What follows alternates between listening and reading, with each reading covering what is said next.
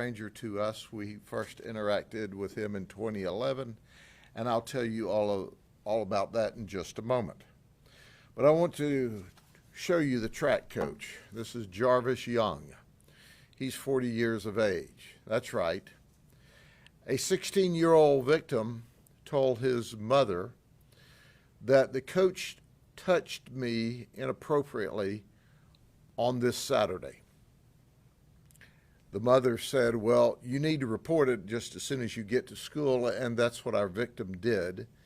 He went to our deputy, who's the school resource deputy at Lakeland High School, and he said, hey, I've been sexually battered, I've been touched inappropriately by the track coach. Of course, we immediately called our detectives, and we determined he was not only touched, that he was actually sexually battered, in that the track coach committed oral sex on him. That set of circumstances began on Saturday, August the 26th. He went to school Monday morning, and which would have been the 28th, and our investigation began. During the investigation, surprisingly enough, the track coach fled the state of Florida and was gone for a period of time. However, as we went through the investigation, we learned this. We learned that Jarvis made admissions to us. He, by his statements, admitted that he was HIV positive. Did you hear what I said? I didn't stutter. He tried to and briefly had sex with a child knowing he was HIV positive. So it all occurred when our victim, who was working out over the summer because he's an athlete, was sore and he wanted to become more competitive. So he went to his coach and said, can you help me with my strength training and my speed? I need to get stronger and I need to get faster. And Coach Jarvis Young said, sure, I can. So he went by the victim's house on the 26th and picked him up and took him to lunch. They went to a Mexican restaurant.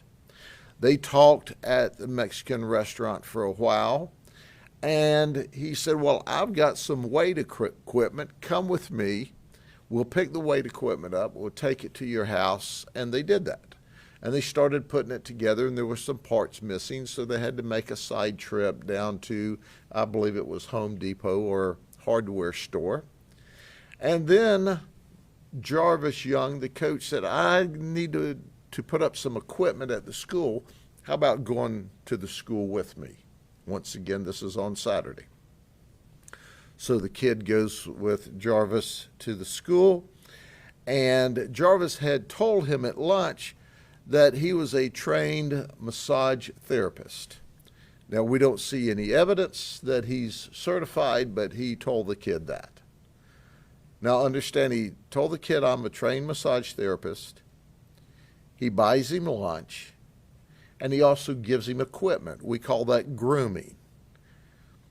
So they go to the school and they start putting up whatever sports equipment they were dealing with. When the coach, Jarvis Young, said, hey, I'll massage those hamstrings that are causing you problems. So Jarvis begins to massage the hamstrings and tells the young man, flip over.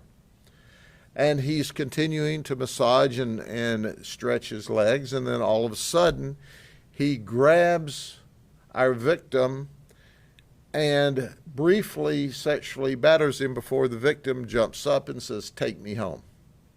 He drove him home, and it was reported to us. So if you can't believe that's horrific enough, we arrested once again, Jarvis Young in 2011 for conspiracy to commit sexual battery on a juvenile when he and another adult took two juveniles to a motel to have sex.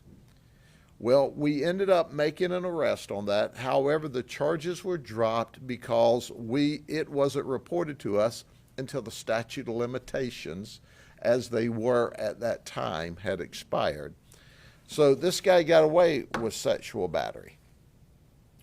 It's also reported to us that he used to be an athlete at the school and was known to hang out prior to being hired by the school to hang out there as well. And he hung out around the sports programs.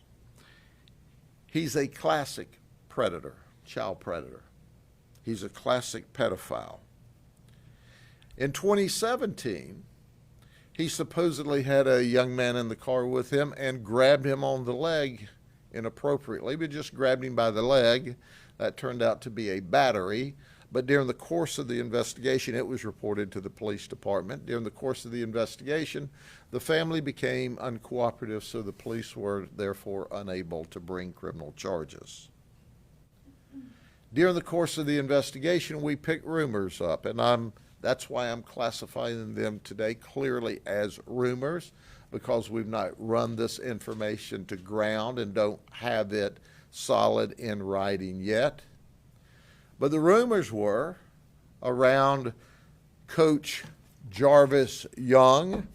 Hey, he'll give you stuff, but don't let him touch you. Did you hear that? The kids that knew him from sports said he'll give you stuff, but don't let him touch you.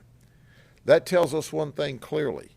He has battered, possibly sexually battered, inappropriately touched other kids for that rumor to spread among them.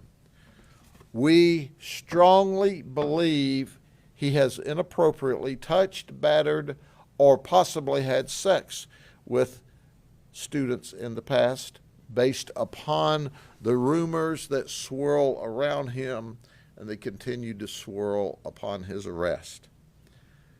It's imperative that if your child has been battered, inappropriately touched, whether it's a misdemeanor or not, that you report that to us as soon as possible.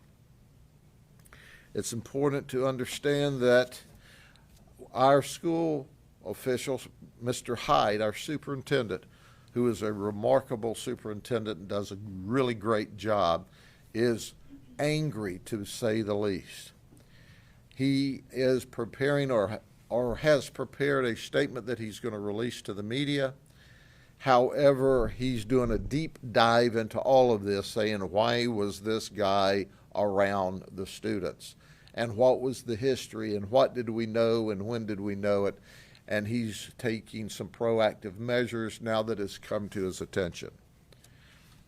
Those that may want to be critical of the superintendent need to understand he's got 13,000 people that work for him. And if somebody hears something or sees something and they don't tell him, they don't say something to the appropriate people, then it's very difficult to react. But do we believe there were people that knew that he had inappropriate contact with children?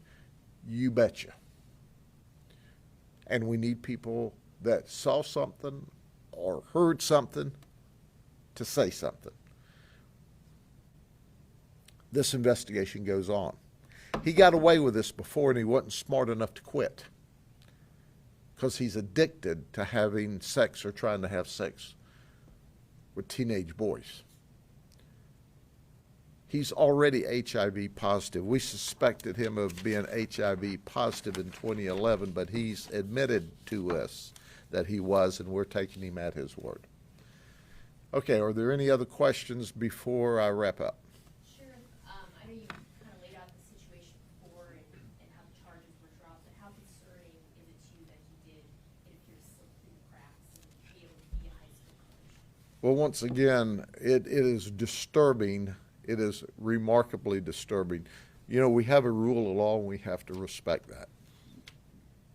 But there was an arrest record on him. So before he was allowed to be a paid coach, he was not a school teacher. He was just a paid coach.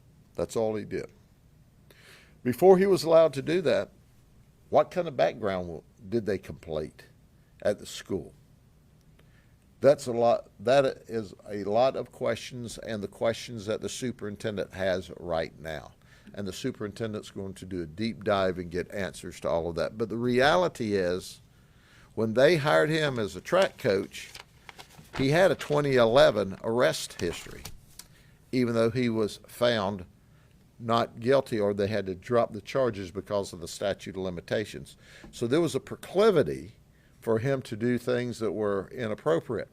And for those of us who deal with these issues, we know that the people who engage or try to engage in this kind of behavior, statistics and research shows us, don't change what they want to do. So someone should have done a background, an appropriate background, and said, hey, dude, we know that you weren't convicted of anything. We know you were arrested for it, but we just need to move on. The way you described it made me think of the doctor arrested that was associated with USA Women's Gymnastics. And it's kind of that trust between athlete and doctor, athlete and coach. What do you think this portrayal of trust is? Well, it's evident to me.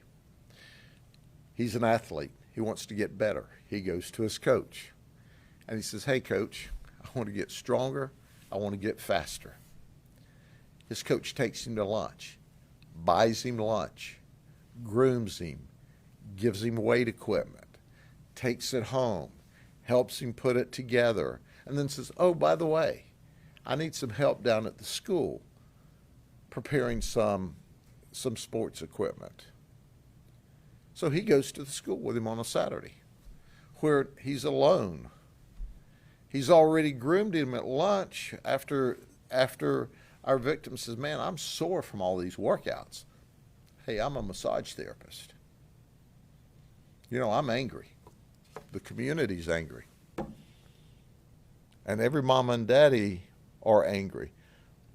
Make no mistake about it. This guy here is evil that will groom a 16-year-old kid, take advantage of that position of trust in order to sexually batter him. And when he made that abrupt action, the kid jumped up and said, take me home. But there are thousands upon thousands of school teachers in this Polk County school system that work hard every day. And they do what's right. And they make children better. And they help them. This guy, as a coach, has embarrassed the school system, but make no mistake about it, he is the rare, rare exception to the rule. Our goal, though, is to appropriately take him before a court and let the jury decide whether or not he needs to spend a very long time in prison, and they'll make the final determination. Yes, sir. Going off of that story, you know, a lot of survivors might be afraid to come forward. Maybe they're fear that they won't be believed. You mentioned there might be more students who might be a victim of this. Do you have a message for them if they're just afraid to come forward? Yeah, thank you very much. My message to the students is we're going to believe you, and we're going to protect you, and we're going to make sure you have any counseling or infrastructure for support that you need. But you can't allow this bad man to hurt anybody else. Emotionally, physically, you've got to help us. We need to know everybody that he has attacked or tried to attack. And predators, sexual predators, and pedophiles don't attack with violence. They attack with Mexican lunches and free exercise equipment and being your friend and wanting to make you more competitive in the world. This guy took advantage of a child. We know he took advantage of other children, but because of our law, he escaped that one. But we know there are other victims out there. We know there's one victim of a battery that before the police could finish the investigation, the family said, we're over this. He just grabbed him by the leg. Enough of that. That's not acceptable. We want to, as I say with my vernacular, we want to put him under the jail for a very long time. And there, we believe, anecdotally, from experience in the past, there are other people out there that can help us ensure that he never can be around children again, that he's locked up in the prison system where he needs to be. Okay? How long is that statute of limitations, and how did that play a role in this particular case? The statute of limitations at that time, I believe, were 4 years for that particular charge. It varies. Since then, the legislature has changed the statute of limitations, and I believe, depending on the sexual event, that there is no statute of limitations any longer. I haven't had the chance to research that before this press conference, but we've always had no statute of limitation for capital sexual battery on a child under 12. There was a statute of limitations at this time in 2011, but since then the legislature has changed that to where I believe there's no statute of limitations on sexual battery or sexual battery of a child now. I'll have to research that. But I know one thing for sure. August 26th of this year is clearly within the law. And he's going to get him a whole bunch of the courtroom. Yes, sir. Sheriff, is there any further charges pending, or The- this case, or maybe some tips you've already gotten? Well, the investigation's still underway. We are looking for other victims at this time. Okay? Thank you very much. Have a good weekend. God bless you.